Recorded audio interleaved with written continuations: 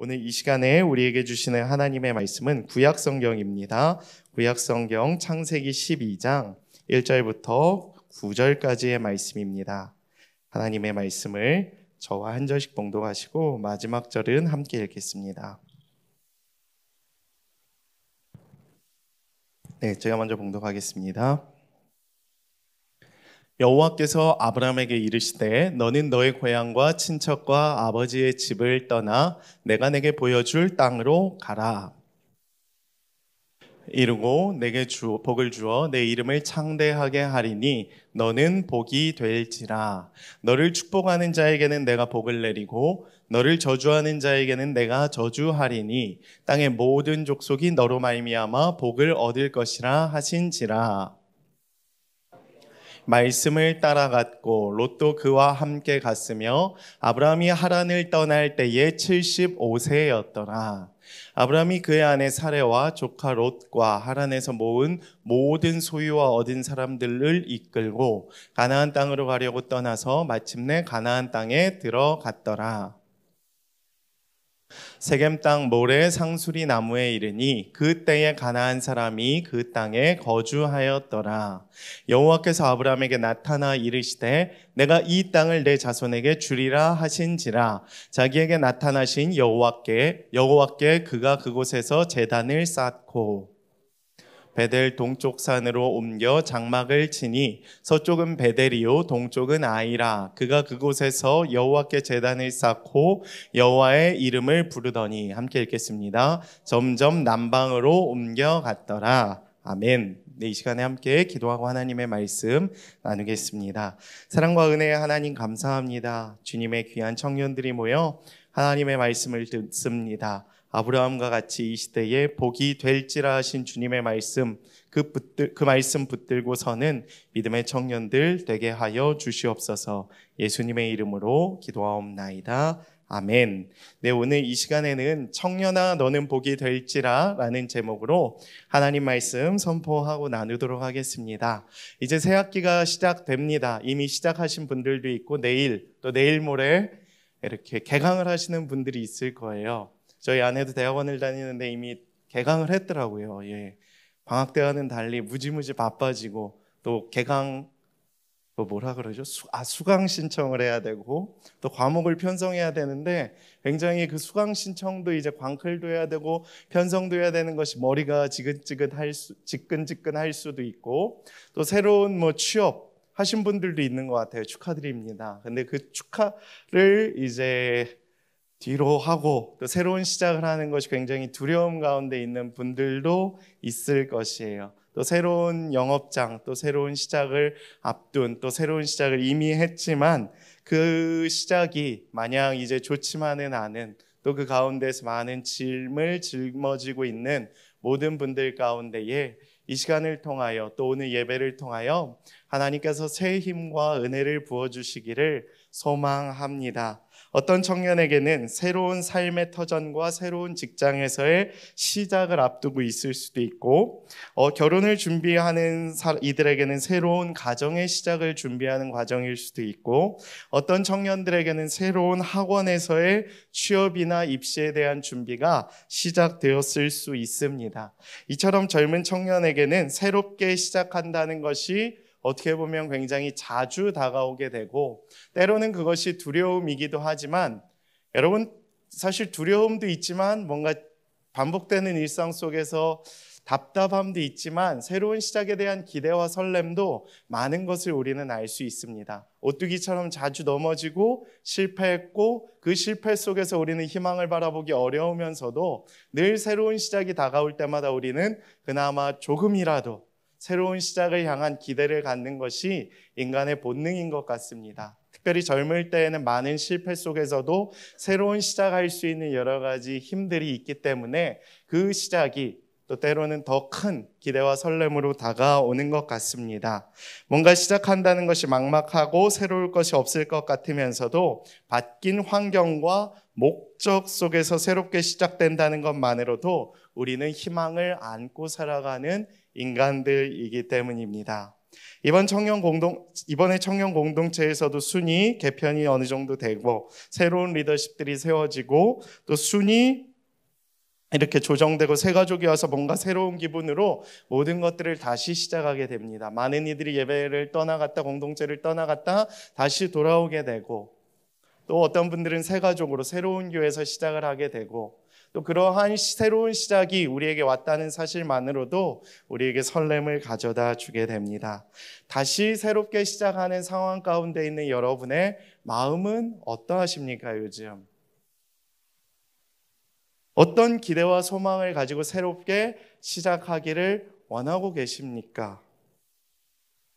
이전에는 부족했을지라도 아쉬움이 많았을지라도 하나님께서 부어주시는 새로운 설렘과 기대가 여러분의 삶 가운데 가득할 수 있게 되기를 축복합니다. 뭔가 이전에는 지워버리고 싶었었던 현실, 잊어버리고 싶었던 과거의 흔적들, 그렇잖아요. 사실 이전 직장에서 잘 못하고 퇴사하면 새로운 직장으로 갔을 때 많은 두려움이 있겠죠. 그리고 그것을 이제 지워버리고 싶었던 그 상처들을 묻어버리고 싶었던 흔적들이 있지만 사실 새로운 시작을 또 잘 해나가면 그 흔적들이 다시 덮어지게 되고 하나님이 그 새로운 시작을 도전하는 여러분의 담대함 속에서 많은 은혜를 부어주시고 인도해 주실 줄 믿습니다. 오늘 성경 말씀에서도 보면 새로운 삶을 시작하는 한 명의 인물이 등장을 합니다. 바로 우리가 잘 아는 믿음의 조상 아브라함이라는 사람입니다. 아브라함이 집을 떠나 하나님의 말씀을 따라갔듯이 우리가 가는 곳마다 하나님의 선교의 역사가 이루어지게 되고 복이 되는 믿음의 인생이 되기를 축복합니다. 저는 우리 청년들이 발걸음하는 그곳이 복이 되기를 소망해요. 여러분이 복의 근원이 되는 거예요. 여러분이 감으로써 그곳이 복의 현장이 되고 그 지역이, 그 터전이, 그 가정이 복으로 변화되게 되는 놀라운 역사가 있게 되기를 소망합니다. 오늘 말씀을 계속해서 깊이 있게 살펴볼 때에 그러한 놀라운 주님의 기적의 역사가 여러분의 마음 가운데 박히고 여러분으로 인해 여러분의 삶의 현장이 복의 현장으로, 믿음의 역사의 현장으로 뒤바뀌게 되는 은혜가 있기를 축복합니다. 먼저 첫 번째 메시지는 다음과 같습니다. 하나님의 말씀을 따라서 아브라함은 75세의 새로운 시작을 했다는 사실입니다. 오늘 본문 말씀 1절과 2절과 3절 말씀, 4절까지 말씀 우리 함께 봉독하겠습니다. 시작. 여호와께서 아브라함에게 이르시되 너는 너의 고향과 친척과 아버지의 집을 떠나 내가 내게 보여줄 땅으로 가라. 내가 너로 큰 민족을 이루고 내게 복을 주어 내 이름을 창대하게 하리니 너는 복이 될지라. 너를 축복하는 자에게는 내가 복을 내리고 너를 저주하는 자에게는 내가 저주하리니 땅의 모든 족속이 너로 말미암아 복을 얻을 것이라 하신지라. 이에 아브라함이 여호와의 말씀을 따라 갔고 롯도 그와 함께 갔으며 아브라함이 하란을 떠날 때에 75세였더라. 아멘. 너무나도 유명한 말씀이죠. 소명이 될 수도 있고 새로운 시작을 향한 말씀일 수도 있고 여러 가지 복에 대한 이야기일 수도 있고 사실 이 한 구절만으로도 수많은 메시지를 뽑아낼 수 있는 하나님의 귀한 말씀인데 저는 여기서 먼저 첫 번째로 무엇을 발견했냐 하면 하나님께서 우리에게 먼저 나타나셔서 말씀하신다라는 사실을 발견하게 됩니다. 여러분, 하나님은 매우 친절하신 분이세요. 인격적인 분이시라는 겁니다. 관계가 있는 거예요. 뭔가 형식적으로 통보하고 끝내버리는 형식으로 끝나시는 경우가 별로 없습니다. 우리와 늘 대화하시기를 원하고 우리에게 나타나시고 우리에게 그분의 음성을 들려주시는 하나님이시라는 거예요. 그래서 저는 오늘 예배 가운데에서 말씀을 통하여 찬양을 통하여 기도를 통하여 여러분이 인격적으로 하나님을 만나실 수 있게 되기를 축복합니다. 우리 옛날에 청년부에서는 막 이런 질문들이 유행이었잖아요. 하나님을 인격적으로 만난 경험이 있는가? 굉장히 이렇게 별거 아닌 수식어 같으면서도 이렇게 뭔가 큰 의미를 담고 있는 이 인격적이라는 의미. 여러분 공감하시나요? 인격적이라는 그 만남이 되게 중요하다는 거예요. 그냥 형식적인 만남, 교리적인 만남이 아니라는 거예요. 거기서 제한된 하나님과의 만남이 아니라는 겁니다. 여러분, 만남은 굉장히 수많은 의미를 주죠. 사람이 인격을 가졌다는 의미는 무엇입니까? 그 인격과 인격이 만날 때 마주쳐서 울리는 여러 가지 시너지 효과, 만남의 기쁨과 인격과 인격이 만났을 때 생기게 되는 여러 가지 이렇게 공감할 수 있는, 또 위로할 수 있는 기쁨, 감정, 수많은 은혜가 있다는 것이에요. 하나님과 우리와의 만남도 같은 것이에요. 형식에만 빠지면 제한되죠. 여러분, 매주의 예배 가운데 인격적인 하나님과의 만남이 없다고 생각해 보십시오. 어떨 것 같습니까? 하나님이 우리에게 찾아오지 않으세요. 우리에게 그냥 당신은 인격적이지 않고 형식만을 받으시는 예배를 받으시는 분이라고 생각을 해보십시오. 어떨 것 같습니까? 매주의 예배가 굉장히 딱딱하겠죠. 찬양을 하는데 눈물이 없어요. 기쁨도 없어요. 소망도 없어요. 매주 똑같아요. 물론 하나님께서는 그러한 예배도 받으시겠지만 그런 건 사실 인격적인 만남이라고 볼 수가 없죠. 어떤 때에는 막 눈물이 흘러요. 왜 눈물이 납니까? 너무 감정이 슬픈 거예요. 하나님을 다시 만났다는 그 기쁨이 너무 감사해서 눈물이 날 때가 있는 거예요. 인격적인 만남이 이루어진 거죠. 하나님의 음성을 듣게 된 거죠. 어떤 날은 막 나이트클럽에서 뛰는 것보다 더 기쁨이 막 솟아나요. 막 춤을 추고 뛰고 울고 불고 난리를 쳐요. 앞에 막 올라오고 싶어요. 그럴 때 왜 그럽니까? 너무 주체할 수 없는 기쁨이 있다는 거예요. 이처럼 우리와 하나님과는 인격적인 만남이 필요하다는 거예요. 근데 하나님께서는 늘 우리에게 자주 찾아오셔서 우리에게 그분의 음성을 들려주시고 그분의 뜻을 알려주셨다는 분이십니다. 그래서 저는 여러분의 삶 가운데에도 하나님이 매주 찾아오셔서 그러한 부르심, 그러한 인격적인 만남을 허락하여 주시기를 소망해요. 그래서 듣는 거예요. 만나는 거예요. 그 만남을 통해서 매주 관계가 쌓이고 친밀함이 쌓이고 음성을 듣고 뜻을 분별하고 그대로 살아가기로 결단하는 것. 그것이 인격적인 만남 아니겠습니까? 제가 청년들을 신방하는 이유도 동일하죠. 하나님과 같은 그러한 품는 것들, 도전하고 싶은 것들, 사랑을 주고 싶은 것들을 전하는 시간들을 갖는 거죠. 그것이 만남이라는 것입니다. 근데 하나님이 아브라함에게 나타나셨는데 한 가지 좀 특별한 사실이 있다는 거예요. 그의 나이가 75살일 때 나타나셨습니다. 하나님은 참 놀라우신 분이세요. 모세도 80살 때 나타나고 아브라함도 75세 때 나타나셨습니다. 아무리 고대 사회의 수명이 많이 길었다고 한다 할지라도 75세에 나타났다는 것은 사실상 새로운 시작을 향한 도전이 어려운 때예요. 여러분, 저희 부모님이 이제 아브라함과 같이 저희 아버지께서 올해 만 75세가 되셨습니다. 이 설교 들으시고 계실 수도 있겠지만 아버지한테 제가 이러한 하나님의 말씀을 전해요. 너는 너의 본토 땅, 친척집과 아비의 집을 떠나 내가 너에게 얘기해 줄 새로운 곳으로 가라. 75세의 나이의 분들에게는 이게 너무나도 어려운 일이에요. 여러분은 지금 아직 3분의 1밖에 안 살아서 모르시겠지만 본토를 여기에서 뭐라고 기록되어 있습니까? 너는 너의 고향과 친척과 아버지의 집을 떠나. 3이라는 숫자는 완전 숫자는 그러니까 완전히 떠나버리라는 거예요. 너가 가지고 있었던 모든 고향, 거처, 가지고 있는 모든 것 싹 다 지워버리고 그냥 새로운 곳으로 떠나라. 그것도 75세의 사람에게. 너무나도 비현실적이고 어려운 일입니다. 요즘 은퇴하신 분들이 집값이 너무 올라서 수도권에 사시던 분들이 지방으로 가시는 경우들이 분명히 있기는 해요. 그 현실에 맞춰서. 근데 그것이 굉장히 어려운 일이에요, 사실. 왜냐하면 병원도 없을 수도 있고, 자기가 지냈던 여러 가지 고향 사람들이 없을 수도 있고, 친밀함이 있는 사람들이 내 주변에 없기 때문에.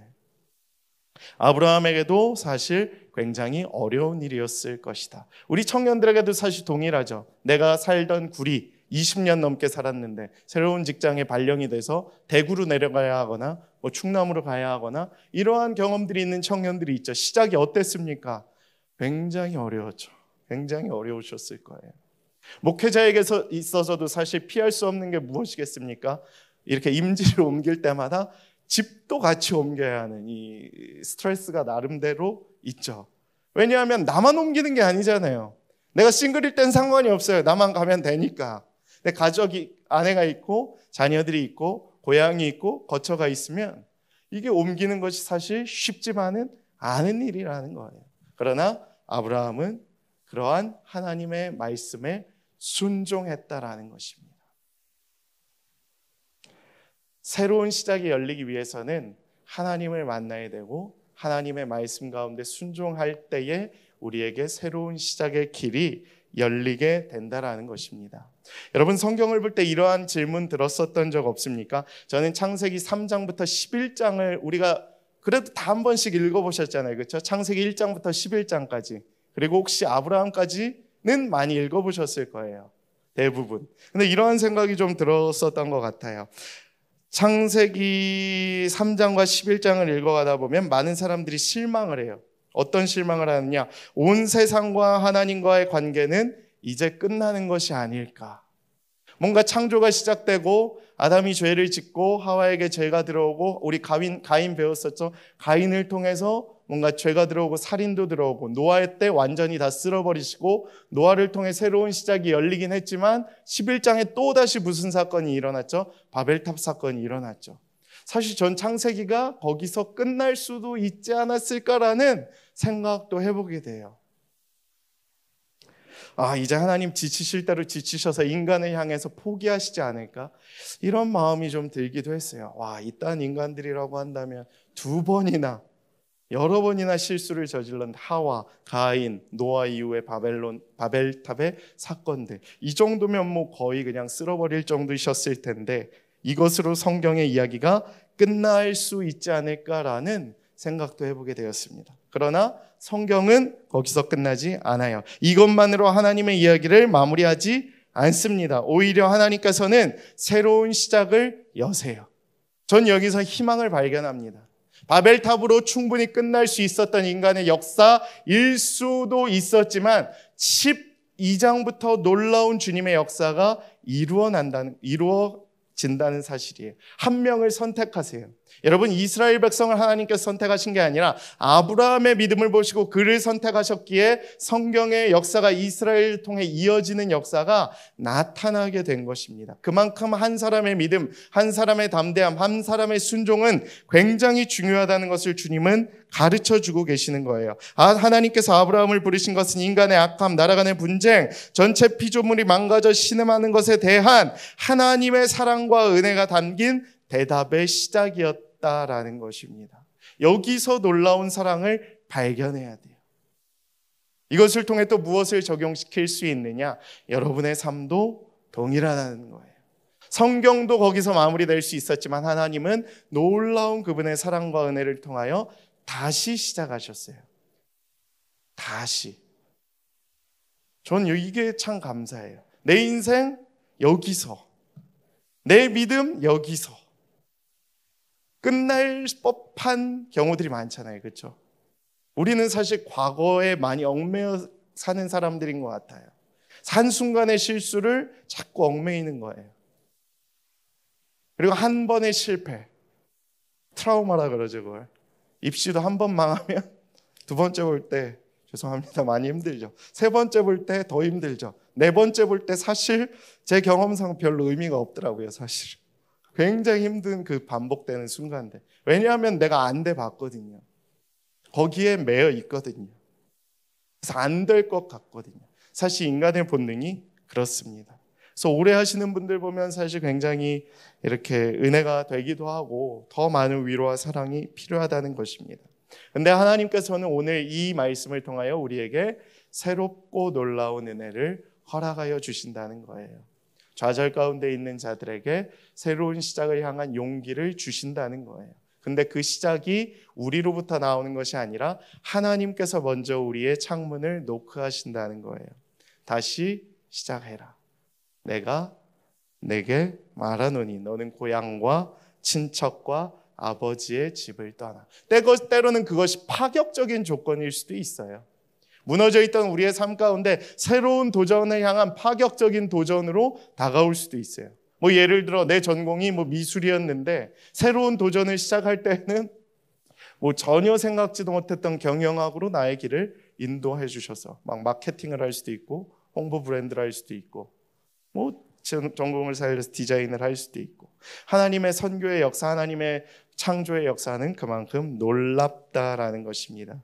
혹시라도 우리 청년 여러분의 삶이 하나님과 원수된 삶이었다고 할지라도, 이전의 삶이 믿음이 많이 무너지고 흔들렸을지라도 여러분의 삶에 개입하시는 하나님께서 여러분의 삶을 아브라함과 같이 그분의 역사 속으로 초청하실 것을 저는 믿습니다.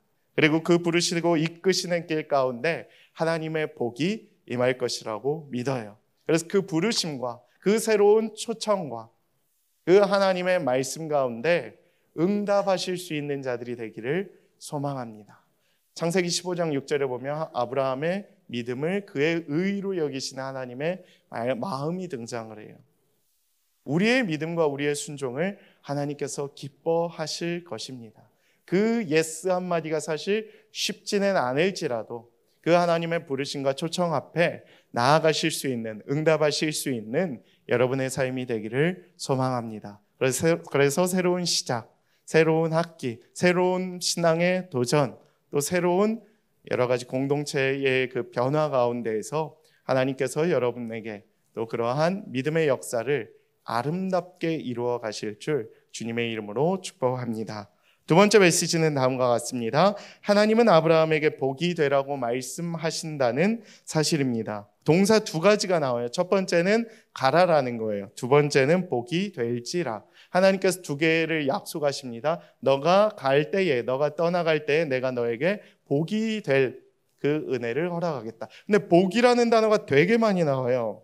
큰 민족을 이루는 복을 주고 창대하게 되는 복을 주고 너를 축복하는 자에게는 내가 복을 내리고 저주하는 자는 저주하리니 땅의 모든 족속이 너로 말미암아 복을 얻게 될 것이라. 성경에서 이렇게 많은 복이 집약된 본문 말씀이 없어요. 그러니까 복의 완전체입니다. 아브라함은 사실 왜 이런 복을 그에게 허락하셨을까? 사실 시작이기 때문에 그런 것 같아요. 제가 볼 때는 수많은 아브라함의 믿음의 순종이 있었지만 사실 선택된 자가 누릴 수 있는 엄청난 은혜라는 것이에요.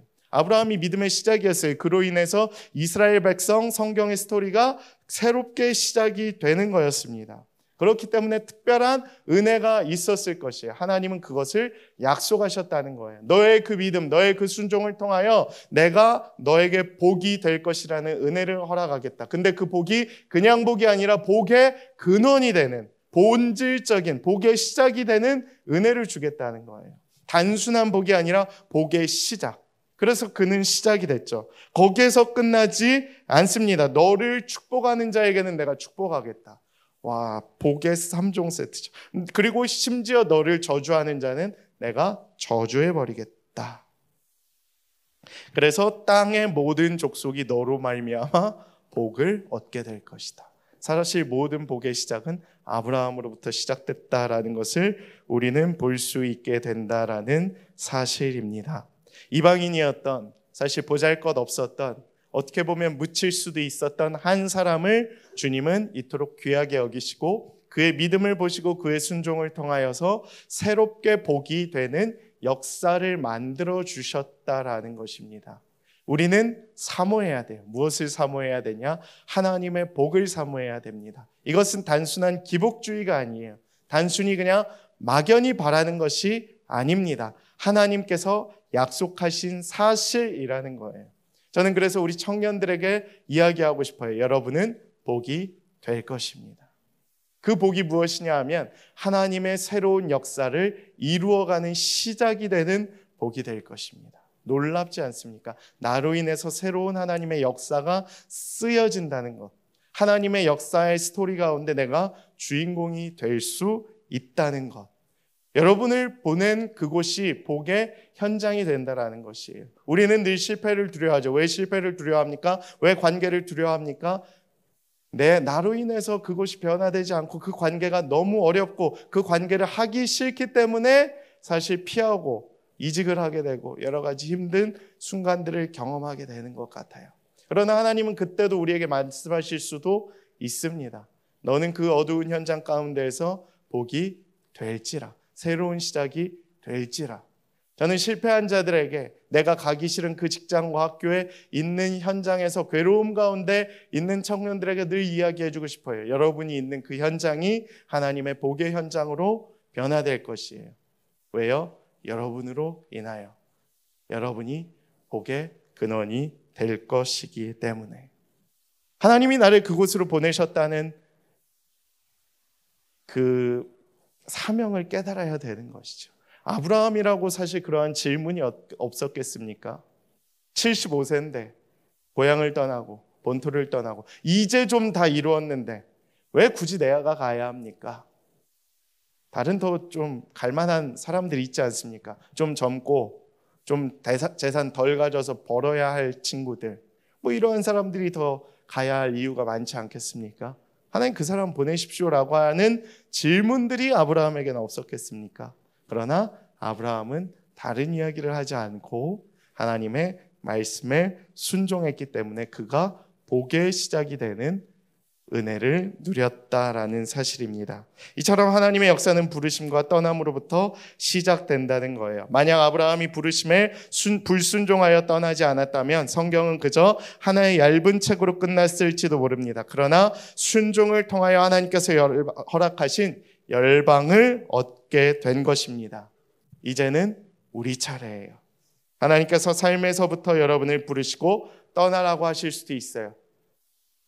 강권적인 응답이 없더라도 그렇게 몰아가실 수도 있어요. 때로는 내가 생각하지도 않았던 곳으로 그럴 수 있거든요. 충분히. 그러나 뜻하지 않게 내가 살던 지역과는 다른 새로운 곳으로 발령을 받아 멀리 갈 수도 있습니다. 누구에게나 자신이 오랫동안 머물던 곳을 떠나는 것은 쉽지 않아요. 그러나 우리가 주님의 말씀을 의지하며 떠날 때 우리가 어디를 가든지 아브라함과 같은 복의 전달자가 될 줄로 믿습니다. 우리의 주변에 육적으로 가난하고 환난에 처한 자들을 돕기에 힘쓰고 영적으로도 복음을 널리 전파하는 자들이 될 수 있다는 거예요. 새로운 곳에 가서. 물론 지금 은혜를 받을 수 있으면 더 좋겠죠. 늘 머물렀던 죄의 땅을 때로는 떠날 수 있는 용기가 필요하다는 것이에요. 구체적으로 좀 적용을 시키면 내가 머물렀던 과거의 죄악의 자리를 떠나는 경우로 적용시킬 수도 있다는 것이에요. 여러분이 머물렀던 그 죄악의 자리 떠나기 어렵잖아요. 머물러 있잖아요. 근데 하나님께서 선택하시면 완전히 뒤바뀌게 된다는 거예요. 여러분 술 친구를 왜 못 끊는지 아세요? 그 관계를 못 끊어서 그런 거예요. 술을 못 끊는 이유가 관계를 못 끊어서 그래요. 제가 볼 때. 그냥 만난 사람들이 똑같거든. 담배도 왜 피던 거 계속 피는지 아세요? 만난 애들하고 계속 만나서 한 대 빠는 게 익숙해져 있어서. 그래서 회사에서도 같은 관계들을 통해서 그것이 이어지기 때문에. 근데 그거를 끊어버리라는 거예요. 다. 고향, 친척, 가정까지도 다. 떠날 때의 새로운 역사가 일어나는 거예요. 그것은 죄악의 자리도 마찬가지다. 음란의 죄에 빠져 있습니까? 다 끊어버려요. 인터넷 끊어버려요. 그러면 안 될 것 같으면. 컴퓨터 끊어버리세요. 모니터 깨버리세요. 그냥. 아니면 마루로 옮겨버리세요. 아니면 그냥 뛰쳐나가서 운동을 하세요. 못 참을 것 같으면. 아니면 결혼을 하시든가 빨리. 저처럼. 그러면 풀릴 수 있겠죠. 그러한 떠남이 필요하다는 거예요. 죄악의 자리를 끊어내는 담대함. 그래야 새로운 역사가 열리게 되는 것입니다. 직장에서의 여러 가지 스트레스로 또 뭔가 그곳에서의 덕이 안 되는 뭔가 어려움이 있을 수도 있습니다. 떠나버리세요. 그냥 새로운 곳으로. 하나님의 인도하심을 구하면서 주님은 도와주실 것입니다. 오히려 때로는 그러한 떠남이 하나님의 뜻을 발견하고 도우심을 경험할 수 있는 좋은 기회가 될 수 있다는 거예요. 그래서 우리는 안주하기에 익숙해서는 안 됩니다. 저는 목회자로서 제일 경계하는 단어가 안주인 것 같아요. 안정. 그냥 눌러 앉아서 이제 좀 죄송합니다. 한 직군을 좀 이렇게 좀 깔아뭉개는 것 같아서 좀 그렇지만 한 직군도 보면 이제 뭐 철밥통이라고 하잖아요. 보장이 돼 있으니까 자꾸 안주하잖아요. 일 안 하잖아요. 나이가 찰수록 일은 안 하고 월급은 제일 많이 받아가는 이상한 현상들. 저도 그걸 되게 경계하게 돼요. 목회자로서도. 안주하는 것, 머무는 것. 좀 뭔가 익숙해지면 일 좀 덜 하려고 하는 못된 죄의 습성들. 짬밥 좀 차면 고참행위를 하려는 그러한 못된 습성들이 사실 누구나 있죠. 그러나 하나님은 그것을 떠나라는 거예요. 새로운 시작을 향해서 길을 열어가라는 거예요. 75세에 누가 새롭게 시작하겠습니까? 75세에 은퇴할 나이인데 누가 새롭게 사업을 시작하고 싶겠어요? 이사도 하기 싫은데. 근데 주님은 말씀하시는 거예요. 청년의 때에도 동일합니다. 하나님은 우리들에게 떠나라고 하세요. 새로운 시작을 알려주실 수도 있습니다. 그러한 시작 앞에, 그러한 부르심 앞에 응답하실 수 있는 여러분의 삶이 되기를 축복합니다. 근데 어떻게 따라가야 하냐? 말씀을 따라갔다는 거예요. 세 번째 메시지는 아브라함이 잘했던 것이 하나가 있어요. 무식하면 진짜 순종이라도 잘하라고 했듯이 순종을 되게 잘했어요. 하나님의 말씀을 따라갔다라는 이야기가 굉장히 많이 등장을 합니다. 아브라함이 등장한 창세기 12장에서 이렇게 20여 장까지 말씀 중에 굉장히 많이 그런 것들이 나오고, 또 오늘 후반부에 보면 나왔지만 제단을 쌓고 하나님께 예배를 드렸다라는 이야기도 없는 부분도 분명히 있지만 많이 있어요. 그것은 무엇을 의미하냐? 하나님의 뜻을 분별하려고 굉장히 노력했다는 거예요. 어떻게 노력할 수 있느냐? 예배를 통해서라는 거예요. 여러분은 하나님의 뜻을 발견하려고 하는 노력을 하냐는 거예요. 하나님의 뜻, 하나님의 부르심, 하나님의 응답을 얻기 위해서 어떠한 노력을 해나가고 있냐라는 거예요. 내 인생 내 마음대로 풀리지 않는데 하나님의 뜻을 구하기 위해서 노력을 어떤 방식으로 하고 있는지 오늘 성경이 여러분에게 질문을 던지고 있는 거예요. 아브라함은 순종만 했던 것이 아니라 그렇게 하나님께 나아가기 위해, 하나님의 뜻을 묻기 위해 굉장히 많은 노력을 했다라는 것을 우리들에게 가르쳐 주고 있습니다. 그래서 예배를 통해서 하나님의 뜻을 묻고 어느 길로 가야 할지 그냥 막 갔던 게 아니라, 안주만 안 하는 게 이제 여러분 잘하는 게 아니라 어디로 갈지 하나님의 뜻을 묻는 지혜로움도 필요하다는 거예요. 근데 우리는 그것을 안 물을 때가 있기 때문에 오늘 이 말씀이 우리에게 큰 교훈을 준다는 거예요. 예배를 통해, 부르심을 통해 주님께 물어봐라라는 거예요. 오늘 히브리서 11장 8절에 이렇게 기록이 되어 있습니다. 믿음으로 아브라함은 부르심을 받았을 때 순종하여 장래의 유업으로 받을 땅에 나아갈새 갈 바를 알지 못하고 나아갔다라고 기록이 되어 있습니다. 여기에서 많은 메시지들이 또 좋은 의미를 주고 있지만 믿음으로 나아가고 부르심에 응답을 했다. 근데 갈 바를 알지 못하고 나아갔다라는 거예요. 아까 처음에 얘기했죠. 하나님과의 인격적인 만남. 근데 인격적인 만남은 뭡니까? 답이 정해져 있는 게 아니라는 거예요. 너 일로 가. 이런 식으로 답정너가 아닐 때가 있다는 거예요. 그것은 무슨 말씀을 의미하고 있냐 하면 갈 바를 알지 못하고 새로운 길을 계속해서 열어주실 것을 의미한다라는 것이에요. 하나님께서는 딱 정해진 길로만 우리를 인도하지 않으시고 서로 간의 대화를 통해 우리가 가장 잘 갈 수 있는 곳으로 인도하시는 분이시다라는 거예요. 그래서 여러분, 그러한 하나님의 뜻을 신뢰하시고 나아가실 수 있는 여러분의 삶이 되기를 축복합니다. 때로는 우리가 갈 바를 알지 못할 수도 있어요. 한 걸음 내딛는 그 순간이 내가 가보지 않은 길이기 때문에 당연히 모르죠. 너도 모르고 나도 모르고. 그러나 우리는 그것을 신앙의 힘으로 물어봐야 돼요. 주님 앞에 물어보고 신앙의 선배들을 통하여 내가 갔던 그 길을 따라가는 믿음이 필요해요. 그래서 선배들이 중요해요. 그래서 청년 2부가 지금 너무 중요해요. 왜냐하면 제가 아무리 얘기해도 눈에 보이지 않는 것들은 이제 허상이 될 확률이 높기 때문이에요. 그러나 믿음의 선배들이 갔던 그 길을 그대로 보여주면 동생들이 그대로 따라가거든요. 나아가야 할 바를 알지 못했지만 전 그래서 참 믿음으로 나아가는 선배들을 되게 좋아해요. 어떤 대기업에 입사했다고 그냥 단순히 좋아하는 게 아니라 그 회사와 그 새로운 시작을 하기 위해서 그 청년이 겪었었던 그 믿음의 여정들을 제가 아는 친구들이 있거든요. 굉장히 큰 은혜가 되더라고요. 지금도 남아서 그 믿음을 전수해주고 동생들이 그러한 사람들을 따라가야 돼요.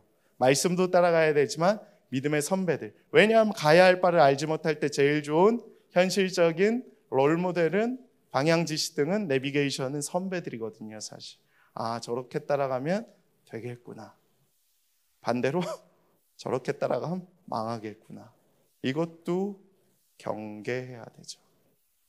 저는 우리 믿음의 공동체가 이번 한 학기 좀 새로운 길을 향한 하나님의 도전 앞에, 부르심 앞에 또 지혜롭게 응답하는 공동체가 되기를 소망합니다. 새로운 도전이라고 마냥 두려워하거나 마냥 힘들어하거나 어려워하지 마시고, 또 이전의 나의 삶이 아무리 진짜 개떡 같고 힘들고 지워버리고 싶은 순간들이 있었을지라도 하나님께서 새롭게 열어가시는 거예요. 성경에도 수많은 연약했던 인물들 나옵니다. 넘어졌던 사람들 많습니다. 자살하려고 했던 사람들도 많아요. 모세, 요나, 엘리야 다 그랬습니다. 죽으려고 했었어요. 그러나 하나님께서 붙드시니까 그의 믿음과 순종을 다시 쓰셨던 거예요. 여러분의 인생도 달라질 수 있습니다. 여러분도 복의 근원이 될 수 있습니다. 여러분이 시작하는 그 현장 가운데서, 여러분이 도전하는 그 삶의 터전 가운데에서 하나님께서 새롭게 복의 시작으로 여러분을 변화시키고, 여러분이 있는 그 모든 것을 여러분으로 인하여 하나님의 놀라운 복음의 역사의 현장으로 뒤바꿔 가실 것을 믿습니다. 이 시간 우리 함께 찬양하며 나아가고자 합니다.